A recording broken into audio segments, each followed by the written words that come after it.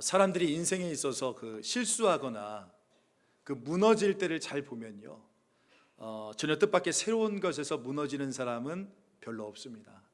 대개 거의 비슷한 패턴으로 계속 같은 실수를 반복하게 되어진다는 거예요. 예를 들어 볼까요? 예전부터 이 말로 잘 실수하시는 분들 계시죠? 이분은 어김없이 다시 또 요놈의 주둥이로 실수를 하게 되어지는 겁니다. 또 음란물에 중독되신 분들도 계신데, 시간이 가도 조금만 있다가 자연스럽게 컴퓨터 앞에 앉게 되어지면 자기도 모르게 클릭하고 있는 자기 자신을 발견하게 되지 않습니까? 그러니까 음주나 불륜이나 도박도 아주 고약한 습관성 죄죠. 또 어떤 분은 이 욱하는 성미 때문에 팍 터뜨려요. 그리고 자기는 뒤끝이 없다라고 합니다. 그런데 앞끝이 너무나 처절했기 때문에 뒤끝이 필요가 없어. 그죠? 그러니까 이게 문제라는 것을 알면서도 이게 몸에 배어 있어 가지고 어느 순간에 수면 위로 뻥 하고 터지는데 어쩔 수가 없다는 거예요. 어쩔 수가 없어요. 여러분, 오늘 이 본문에 나와 있는 다윗이 바로 그 전형적인 예거든요. 지금 다윗은 사울에게 쫓겨서요, 이 초조함과 긴장감 속에 지금 이렇게 도망다니며 산 지가 벌써 10년이라는 세월이 흘렀습니다. 그러니까 다윗이 많이 지쳤을 거예요. 여러분, 사람이 지치면요, 믿음이 흔들릴 가능성이 상당히 높습니다. 그래서 아니 왜 저와 같은 바보 같은 결정을 했지 하고 이런 의아심을 불러일으킬 때가 굉장히 많거든요. 오늘 다윗이 그랬다는 거예요. 여러분, 지금 보십시오. 이 다윗은 이렇게 심신이 지치는 상황이 너무나 오래 지속되다 보니까 어떤 결정을 내리냐면, 내가 다시 블레셋으로 도망가야겠다라는 이런 위험천만한 결정을 내리게 되는 겁니다. 아마 여러분 다 기억하고 계실 겁니다. 지난 사무엘상 21장에서 그렇죠, 다윗이 이미 벌써 8년 전의 이야기예요. 그 사무엘상 21장에 그 미친 척 했던 거 있잖아요. 그때 자기 생각에, 자기 판단에 내가 사울을 피해서 더 이상 도망갈 데가 없다 해가지고 블레셋으로 망명했다가 어떻게 됐습니까? 오히려 더 큰 위기를 만나서 막 침을 흘리고 미친 척 연기해가면서까지 그렇게 있다가 겨우 간신히 목숨만 살아서 나왔지 않습니까? 그게 8년 전의 이야기거든요. 아마 다 기억하실 겁니다. 그런데 오늘 본문에 보니까 다윗이 다시 또 반복하는 거예요. 내가 이러다가는 사울의 손에 붙잡혀 죽겠구나. 그러면서 다시 또 오늘 본문에 보니까 이번에는 자신의 식솔들과 자신을 따르는 600명의 부하들을 데리고 이번에는 집단으로 투항해버린 겁니다. 블레셋 땅에 들어가게 되었다는 거예요. 그렇게 당해놓고도요. 자, 그렇다면 오늘 이 다윗이요, 왜 이런 의외의 결정을 또 한 번 내렸을까요? 우리 한번 1절 말씀을 같이 한번 읽어볼까요? 1절 말씀 시작. 다윗이 그 마음에 생각하기를 내가 후일에는 사울의 손에 붙잡히리니 블레셋 사람들의 땅으로 피하여 들어가는 것이 좋으리로다. 사울이 이스라엘 온 영토에 내에서 다시 나를 찾다가 단념하리니 내가 그의 손에서 벗어나리라 하고. 자, 우리 화면에 말씀 띄워주시고 여기서 우리가 밑줄 쳐야 될 부분이 바로 여기입니다. 뭐냐면 다윗이 그 마음에 뭐 했다고요? 생각했다. 근데 그 생각이 어떤 생각입니까?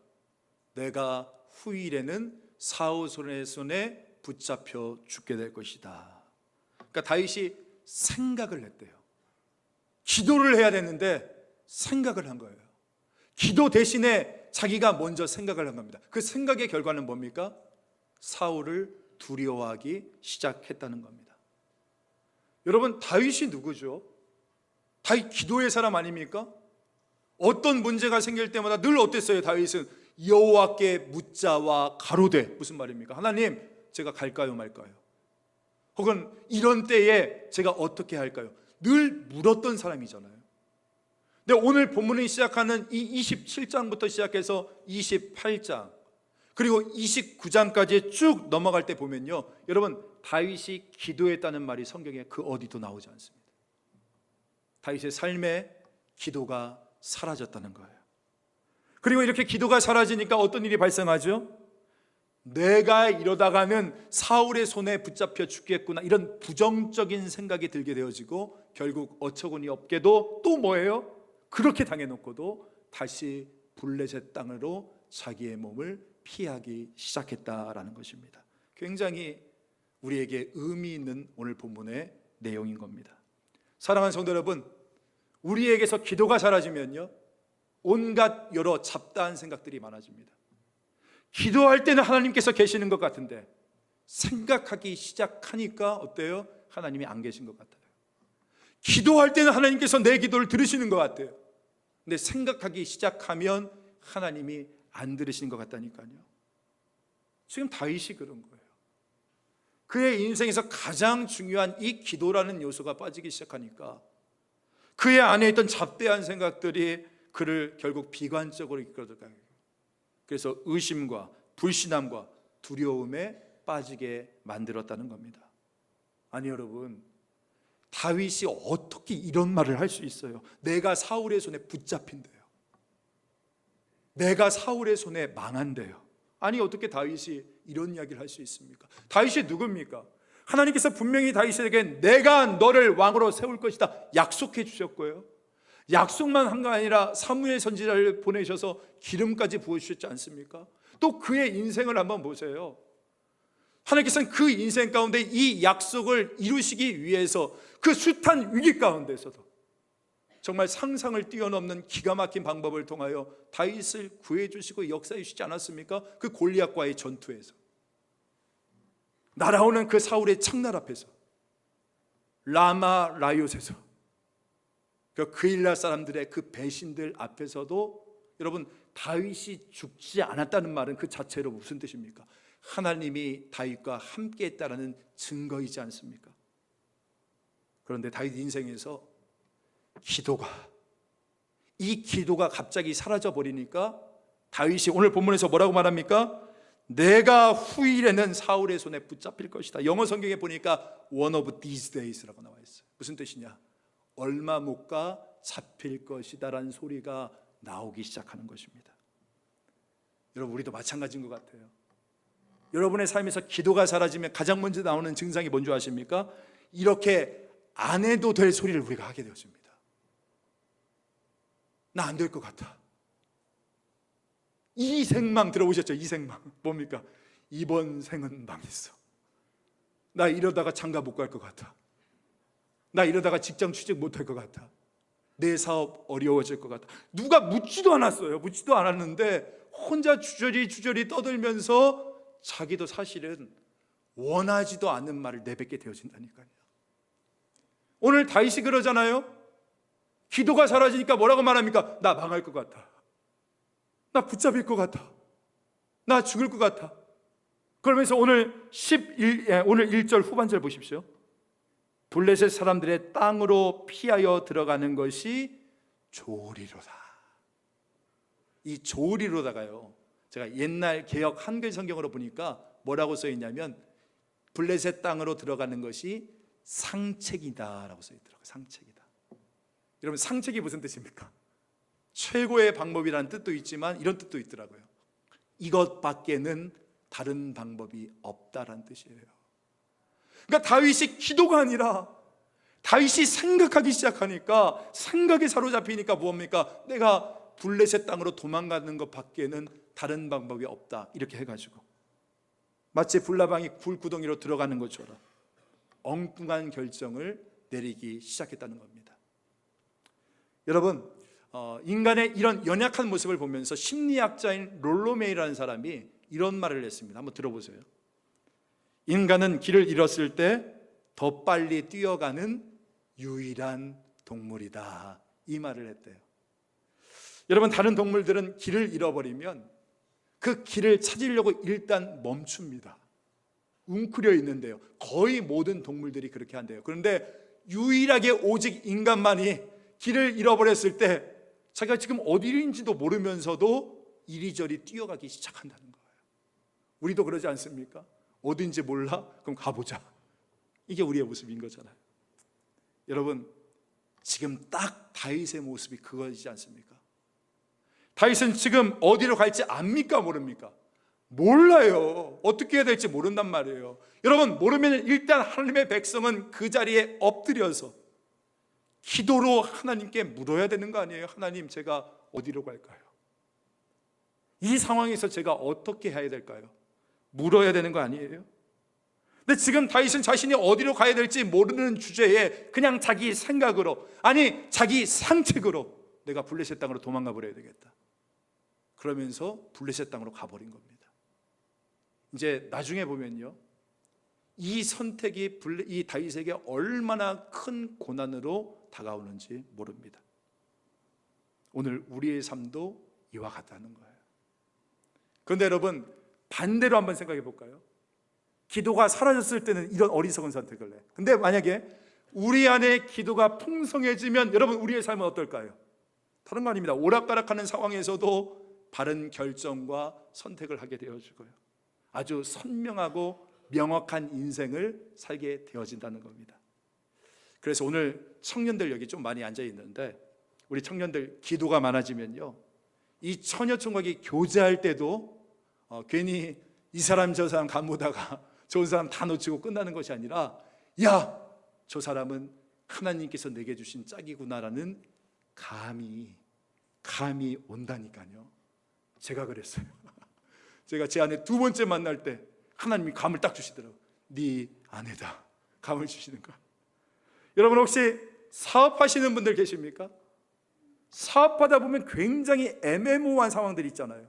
그때 여러분 기도하십시오.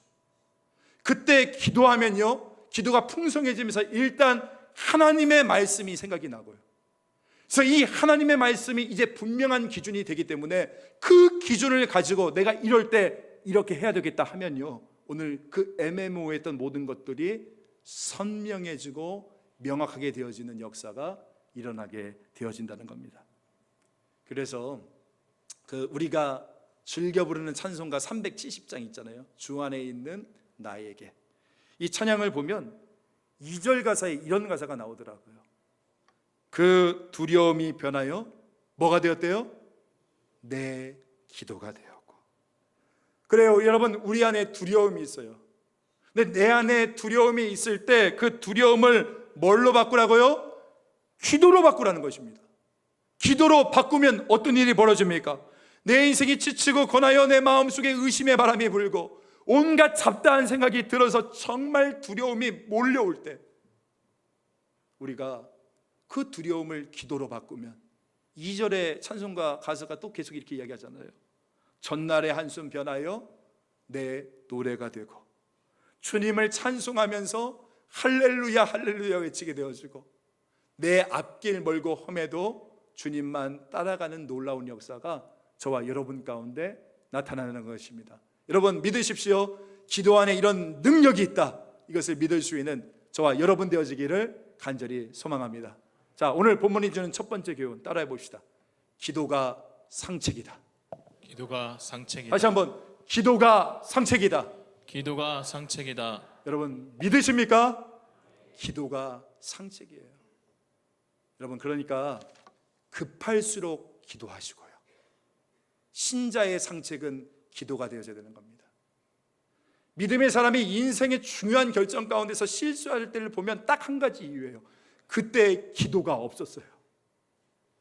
회의가 부족했던 것도 아니고, 고민이 부족했던 것도 아니고, 전문성이 부족했던 것도 아니라 생각이 기도보다 더 많게 되어지면 여러분 반드시 실수하게 되어진다니까요. 바라기는 오늘 저와 여러분의 삶에 이 기도가, 생각이 아니라 기도가 회복되어지는 놀라운 역사가 있기를 주님의 이름으로 축원합니다.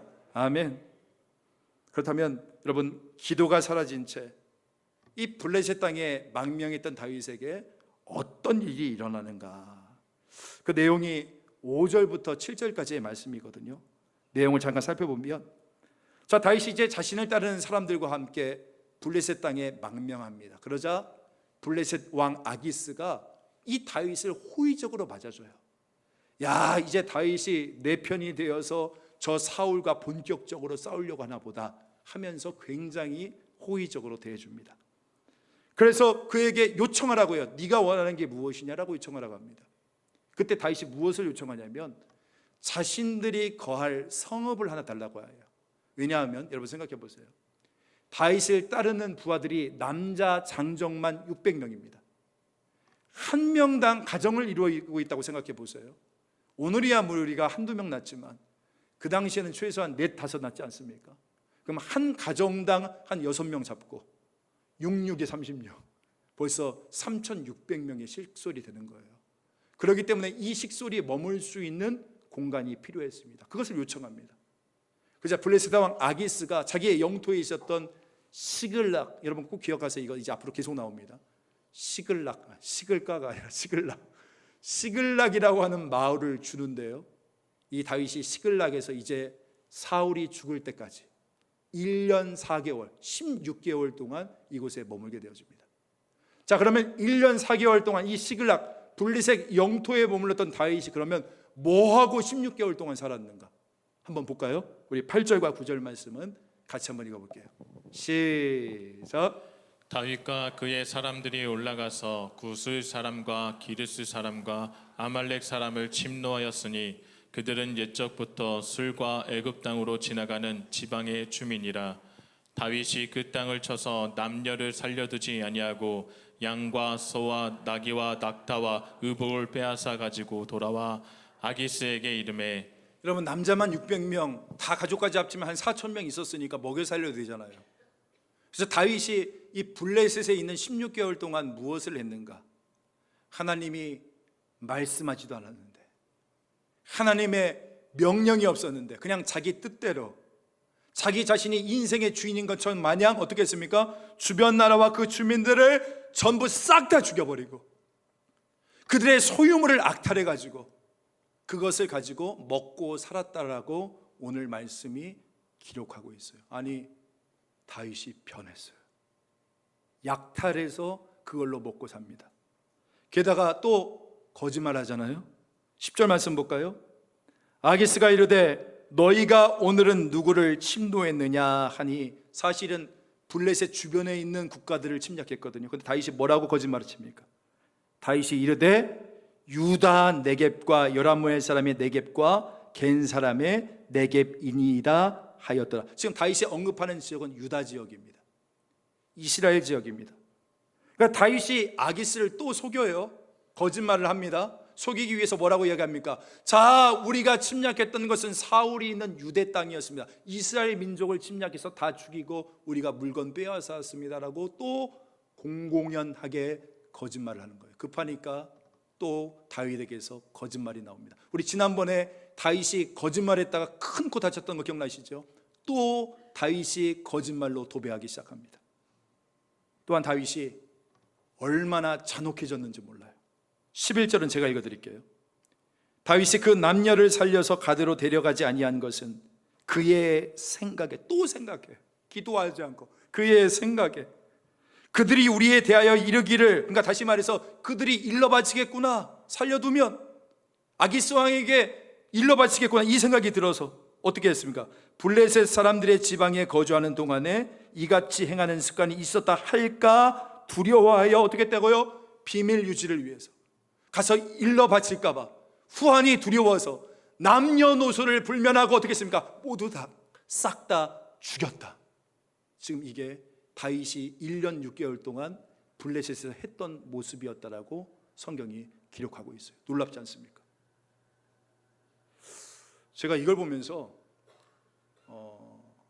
지금 다윗이 아니라 어떤 괴물이 튀어나온 것 같아요. 이건 세상 영주가 하는 일이죠. 하나님이 세우신 그 왕이 할 일은 아니지 않습니까? 근데 다윗이 왜 이렇게 변했습니까? 다윗의 삶 속에서 여러분 기억하세요. 첫 번째, 기도가 사라지니까요. 어떻게 됩니까? 다윗이요, 말씀에서 떠나게 되어진 것입니다. 그리고 다윗이 말씀에서 떠나니까 어떻게 돼요? 그의 인생의 거짓과 약탈과 살인과 속임수로 이 다윗의 인생이 더러워지기 시작했다는 거예요. 여러분, 지금 다윗이 블레셋 땅으로 망명을 갔어도 여전히 다윗은 하나님의 자녀입니다. 하나님의 백성이라고요. 하나님의 자녀와 백성이라는 그의 신분에는 변함이 없습니다. 그런데 다윗이 말씀을 떠나니까 죄로 인해서 그의 인생이 더러워지기 시작했다는 거예요. 여러분, 우리도 마찬가지거든요. 우리에게도 기도가 사라지고, 그래서 말씀을 떠나면 내가 하나님의 자녀요 백성이라는 이 신분에는 변함이 없지만, 여러분 기억하세요. 우리의 몸과 영혼은 이 죄로 말미암아 더러워지게 되어진다는 것입니다. 따라서 우리가 가장 성도다워지고 가장 거룩하고 가장 아름다울 때가 언제냐? 바로 말씀의 자리 가운데 서 있을 때라는 겁니다. 그래서 오늘 본문이 주는 두 번째 교훈이 있어요. 한번 저를 따라해 봅시다. 있어야 될 자리를 끝까지 지켜라. 있어야 될 자리를 끝까지 지켜야 된다는 거예요. 블레셋으로 가면 안 된다는 거예요. 인생이 더러워진다는 거예요. 여러분, 자기가 있어야 될 자리를 이탈하면 아무리 요긴하고 중요한 것이라도 더러워지게 되어 있습니다. 예를 들어 볼까요? 여러분, 저도 이제 조금 콧물이 있는데 콧 속에 콧물 한번 생각해 봅시다. 콧물. 여러분, 콧물이 우리에게 유익합니까? 안 유익합니까? 유익하죠. 먼지도 막아주고 습도도 유지해주고 바이러스도 막아주고. 자, 그런데 이 콧물이 코 밖으로 나오는 순간, 여러분, 아무리 예쁜 여성이 콧물이 싹 나왔다 들어갔어. 그거 뭐 있잖아요. 확 나왔다 들어가는 거. 여러분, 그걸 보고도 야, 얼굴이 예쁘니까 콧물도 노라는 거 예쁘네. 이러는 분 있으세요? 있으면 병원 가셔야 돼. 자, 또 침. 여러분, 우리 입속에 있는 침이 얼마나 유익하죠? 소화제 역할, 아밀라제 역할을 하고요, 그죠? 근데 여러분, 말할 때마다 이 침이, 저도 침이 많이 튀는데 침이 이 옆에 하얗게 침샘이 고이는 사람이 있어. 자, 그걸 보고도 나는 반할 수 있다, 손. 그분도 병원 가셔야 됩니다. 여러분, 누가복음 15장에 보면 탕자가 나와요. 이 탕자가 아버지의 집에 있으니까 귀한 아들이지. 그 아버지의 집을 떠나서 저 타지에서 허랑방탕하게 사니, 여러분, 그의 인생이 죄로 말미암아 만신창이 되어지는 거 아닙니까? 조금 예전 이야기인데요. 예전에 제가 뉴스를 보면 이런 장면을 흔히 봤습니다. 가정주부가 있는데 춤바람에 빠졌어. 그래가지고 가정을 내팽개치고 불법으로 저기 운영하는 카바레에 갔다가 갑자기 경찰이 급습한 거예요. 그래서 사진을 찍어대기 시작하는데 어떻게 합니까? 소리를 지르면서 얼굴을 막 가리고 옷으로 외투로 막 가리잖아요. 그래서 신문에 나오면 어떻게 나옵니까? 여기만 검은색 테이프로 나와. 그죠? 여러분, 있어야 될 자리를 떠나니까 더러워지게 된다는 거예요. 있어야 될 자리를 떠나니까 추해지는 거예요. 있어야 될 자리를 떠나니까 여러분, 수치를 당하게 되어지는 것이죠. 전 이런 생각 해봤어요. 그러면 성도가 가장 성도다울 때는 언제냐? 언제가 가장 성도다울 때일까? 바로 하나님의 말씀이 선포되어진 이 자리를 지킬 때, 말씀을 순종하는 그 자리에 있을 때 성도가 가장 성도다운 줄을 믿을 수 있기를 간절히 소망합니다. 여러분, 구약의 성경학자들이 이런 이야기를 하더라고요. 다윗이 수많은 시편을 썼어요. 시편 150편 가운데 다윗이 쓴 시편이 73편입니다. 거의 반절가량을 썼어요. 그런데 지금 이 블레셋 땅으로 망명해서 보내는 1년 4개월 16개월 동안 단 한 편의 시편도 짓지 않았대요. 근데 반면에 사울에게 쫓겼을 때, 그 유대 광야에서 목숨이 막 왔다 갔다 하면서 쫓길 때에는 수많은 시편을 오히려 적었다는 거예요. 여호와는 나의 목자요, 여호와는 나의 요새요, 방패요, 산성이요, 주밖에는 나의 복이 없나이다. 그 모든 시편이 그가 광야 가운데 쫓길 때 있었다는 거예요. 그때는 찬양이 살아있었고 영성이 살아있었는데, 이젠 블레셋 땅으로 도망가니까 사울이 더 이상 쫓지 않았대잖아요. 목숨의 위협이 사라지니까 그때부터 찬양이 영이 쪼그라들기 시작하는 거예요. 한편의 시편이 기록되지 않는 거예요. 기도의 샘이 막히고 찬양의 영이 닫혀버리게 되었다는 것입니다. 오늘 이 설교를 듣고 계시는 우리 성도분들 가운데 혹시 인생에 지쳐서 힘들고 어려워서 여러분 혹시 은혜의 땅을 떠나신 분 계십니까? 혹시 두려움에 사로잡혀서 블레셋 땅, 다시 말해 세상의 땅으로 들어가시는 분들 계십니까? 여러분, 오늘 시편 말씀 1편 3절 말씀 같이 한번 읽어볼게요. 시작. 그는 시냇가에 심은 나무가 철을 따라 열매를 맺으며 그 잎사귀가 마르지 아니함 같으니 그가 하는 모든 일이 다 형통하려.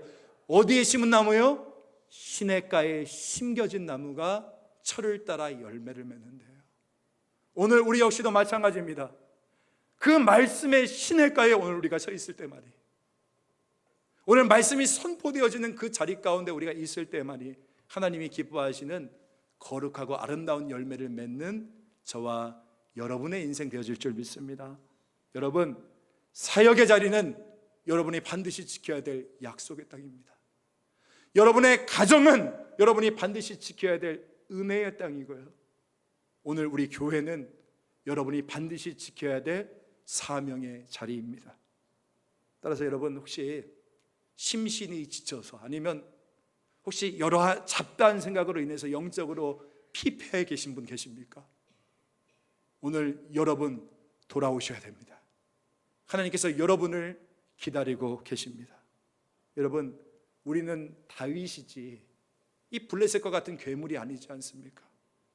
다시 한번 우리 하나님 앞에 바짝 엎드려 하나님을 의지하고 기도하면서 더욱더 기도의 자리, 말씀의 자리를 더 굳게 지키는, 그래서 아버지의 품으로 돌아오는 그 결단이 있는 오늘 사랑하는 저와 여러분 되어지기를 주님의 이름으로 축복합니다.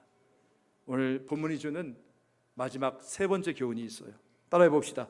그럼에도 하나님은 우리를 도와주신다. 자, 다윗이 이 시글락에서 아기스를 소유하면서 살아갑니다. 거짓말 해보신 분 다 아시죠? 얼마나 마음이 쿵쾅쿵쾅 뜁니까? 아마 하루하루 살 얼음판을 걷는 것처럼 정말 불안하게 살았을 겁니다. 그런데 이 다윗에게 드디어 걱정했던 일이 터지게 됩니다. 그게 뭐냐면 이제 블레셋이 이스라엘의 사울과 본격적으로 전쟁을 벌이게 되는데 아기스가 다윗을 부르는 겁니다. 그리고 뭐라고 이야기하냐면 네가 사울과 싸우는 그 군대의 선봉 대장이 되라 하면서 블레셋 군의 선봉에 세워버린 거예요, 다윗을. 여러분, 할 수 없어서 그래서 다윗이 지금 자신의 부하들을 이끌고 사울의 이스라엘 군대와 싸우러 나가게 되어지는 겁니다. 지금 다윗은 진퇴양난입니다. 싸우자니 아니 어떻게 자기 민족과 싸워요? 싸웠다가는 자기는 이스라엘의 왕이 될 수가 없습니다. 자기 민족을 죽인 사람을 누가 왕으로 세워줍니까? 그러면 안 싸우면, 못 싸우겠다고 이야기하면 어떻게 됩니까? 지금까지의 말이 다 거짓말이 들통이 나서 아마 아기스가 다윗을 죽일 것입니다. 이러자니 저게 걸리고 저걸 따르자니 이게 걸리는, 소위 말하는 외퉁수 가운데 다윗이 처한 거예요. 자, 그런데 이 급박한 위기의 순간에 하나님이 개입하시기 시작하는데요. 우리 29장으로 좀 넘어가서 3절과 5절까지의 말씀, 조금 길지만 쭉 같이 한번 읽어보겠습니다. 시작. 블레셋 사람들의 방백들이 이르되 이 히브리 사람들이 무엇을 하려느냐 하니 아기스가 블레셋 사람들의 방백들에게 이르되 이는 이스라엘 왕 사울의 신하 다윗이 아니냐. 그가 나와 함께 있은지 여러 날 여러 해로다. 그가 망명하여 온 날부터 오늘까지 내가 그의 허물을 보지 못하였노라. 블레셋 사람의 방백들이 그에게 노한지라. 블레셋 방백들이 그에게 이르되 이 사람을 돌려보내어 왕이 그에게 정하신 그 처소로 가게 하소서. 그는 우리와 함께 싸움에 내려가지 못하리니 그가 전장에서 우리의 대적이 될까 하나이다. 그가 무엇으로 그 주와 다시 화합하리이까? 이 사람들의 머리로 하지 아니하겠나이까? 그들이 춤추며 노래하여 이르되 사울이 죽인 자는 천천히요 다윗은 만만이로다 하던 그 다윗이 아니니까 하니. 이게 무슨 내용이냐면요, 아기스 왕이 말하는 거예요. 자기의 부하들을 놓아놓고 자, 다윗이 우리의 선봉대가 될 것이다 라고 딱 이야기를 하니까 갑자기 이 아기스의 부하들이 뜯어말리기 시작하는 겁니다. 아기스 왕이요, 지금 다윗이 우리 편이지만 막상 전쟁이 벌어졌을 때 다윗이 적군으로 돌아서면 우리 어떻게 됩니까? 다윗은 사울은 천천히요, 다윗은 만만이라고 했던 용맹한 장수였지 않습니까? 그가 우리 편에서 배신하면 우리 완전히 죽지 않습니까? 그러니 다윗의 출전을 결사 반대합니다. 막아서는 겁니다. 그래서 여러분, 다윗이요, 싸우지도 않고 시글락으로 다시금 돌아오게 되는 거예요. 여러분, 이거 누가 도와주신 겁니까? 누구예요? 하나님이죠. 다윗이 말씀을 떠나서 불순종에 빠져가지고 이러지도 저러지도 못하는 속수무책에 빠져 있었을 때 우리 하나님께서 또 한 번 간섭해 주셔서 이 다윗을 극적으로 구원해 주시는 모습을 발견하게 되어지는 겁니다. 자, 마지막 결론입니다. 여러분, 우리 하나님은 어떤 분이십니까? 여러분, 우리가 순종할 때도 우리 하나님은 좋으신 아버지이시지만 여러분, 잊지 마십시오. 우리가요, 때로는 잘못된 결정을 할 때에도 우리와 함께 해주시는 좋으신 아버지시라는 거예요. 이게 오늘 본문이 우리에게 주는 마지막 교훈인 겁니다. 다윗 보세요. 다윗이 불순종해서 블레셋에 간 거, 이거 불순종입니다. 죄입니다. 근데 하나님은 어떻게 하세요? 야, 이 녀석 불순종했으니까 너는 끝이다, 버리십니까? 아니에요. 불순종해서 이 블레셋에 가 있을 때에도 오늘 말씀 보십시오.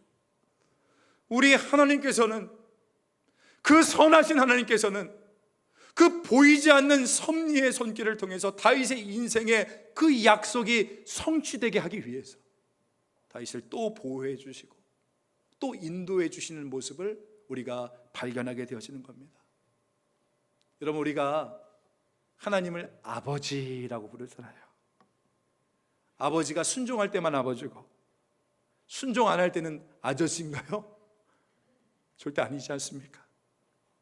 불순종할 때는 내가 효도 못하는 아들딸이고 순종할 때는 효도하는 아들딸이고, 이 차이일 뿐이지, 불순종하면 갑자기 하나님 아저씨가 되고 순종할 때만 하나님 아버지가 됩니까? 그거 절대 아니라는 거예요. 물론 여러분, 불순종하는 아들딸에게 징계가 있어요. 징계가. 그런데 이거 꼭 기억하십시오. 여러분, 꼭 이거 기억하셔야 돼요.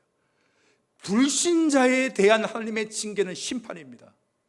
영벌이에요. 지옥이에요. 근데 오늘 하나님의 자녀된 저와 여러분, 신자에 대한 하나님의 징계는 기억하세요. 연단이요, 훈련이라는 겁니다. 그 징계를 통해서 다시금 돌이키시기를 원하는 하나님의 마음이라는 거예요. 따라서 여러분, 오늘 저와 여러분이 너무나 악해서가 아니에요.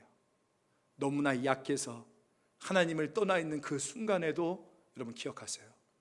하나님은 우리를 보호하시는 그 손길을 단 한 번도 내려놓으신 적이 없으시다는 것입니다.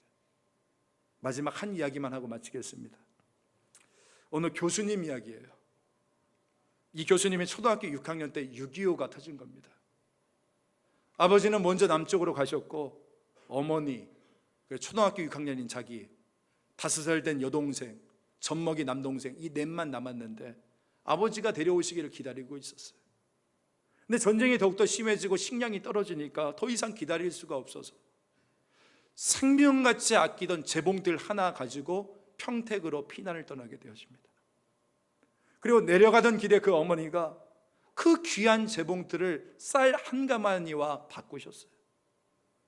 그래서 그 쌀자루를 이제 6학년 아들 되어지는 이 아들에게 이제 어깨에 끈을 매어서 짊어지게 한 것입니다.